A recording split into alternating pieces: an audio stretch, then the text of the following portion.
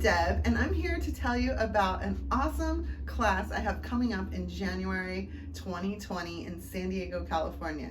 This is going to be a 16-hour NCCAOM approved acupuncture course, 2 days, Saturday and Sunday, January 18th and 19th. It's going to be held at Marina Village. I'm going to be instructing, and the topic is childbirth and acupressure, using our hands to make a difference in birth, and what a difference we can make.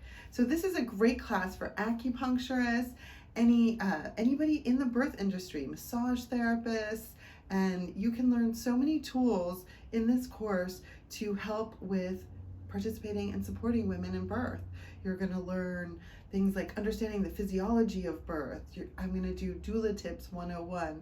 So especially if you're an acupuncturist and you've been contemplating studying, learning, taking the donut classes, this is going to be an incredible opportunity to learn all about birth, as well as we're going to have practical, hands-on class experience with real pregnant moms that are full term. So we'll have an opportunity to work on them, practice what we learn so we can boost their confidence and really make a difference in this world in birth. So if you're interested, please click the link below, reach out, ask me questions. I'm so happy to see you there.